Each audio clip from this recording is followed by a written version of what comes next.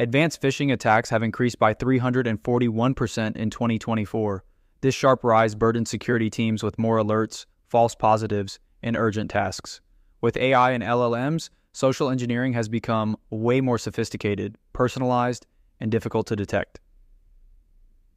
EvilJinx is the #1 phishing framework for accessing credentials and bypassing MFA security even years after its initial release.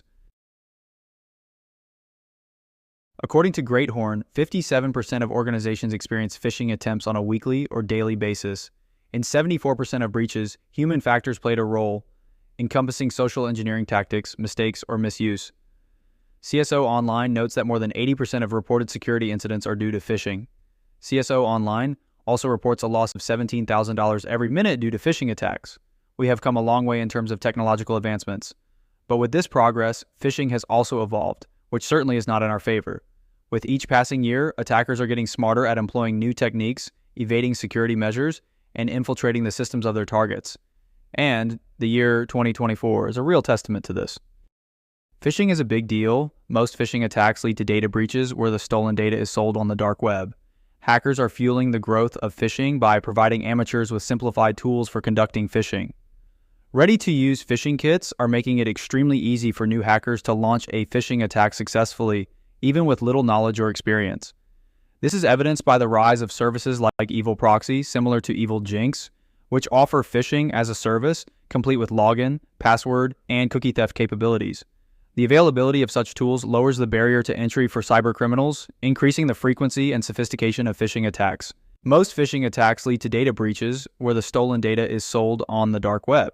Hackers are fueling the growth of phishing by providing amateurs with simplified tools for conducting phishing. Monetary incentives are there for anyone to hop on a start sending emails to gather and sell stolen credentials.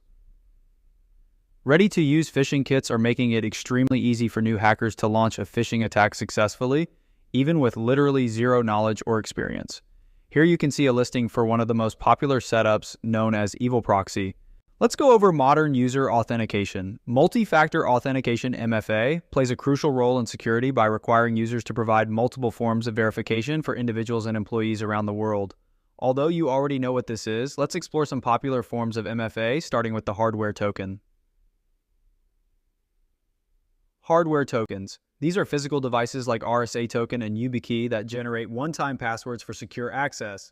They are highly secure as they require physical possession of the device. SMS. This method involves sending 6-digit codes via text messages to authenticate users in consumer applications.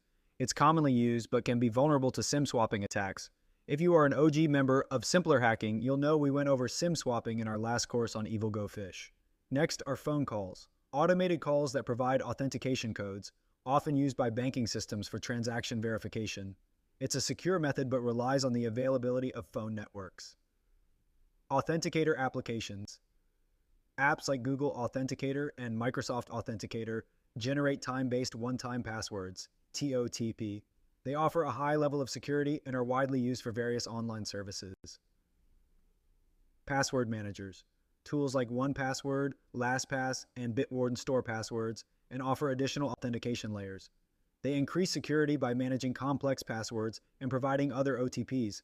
Authentication codes are generated within apps by providers like Google and Microsoft for security. This method integrates directly with the app, providing a user-friendly experience for employees. Understanding these different forms of MFA is essential as they provide varying levels of security and user convenience. In the graphic below, you can see visual representations of these methods, highlighting their use cases and applications. This context is important as we delve deeper into understanding and exploiting multiple MFA mechanisms in our course. Let's talk about MFA fatigue really quick. MFA fatigue refers to the weariness and frustration users experience when constantly prompted for additional authentication factors. This often occurs when MFA is implemented in a way that is overly intrusive or poorly designed, which is literally almost every provider available. Having to re-authenticate your device every 30 minutes to an hour is extremely annoying. Examples of MFA fatigue include receiving repeated MFA prompts throughout the day, struggling with malfunctioning or hard-to-use methods like hardware tokens. Also, dealing with MFA prompts at the worst times while driving or in a meeting is very inconvenient. Over time, this constant barrage of MFA requests can wear down a user's patience and vigilance, leading them to take shortcuts or make mistakes that compromise security. This affects all industries, sparing no employee. Attackers send the malicious email when the user is most likely to be fatigued and less attentive.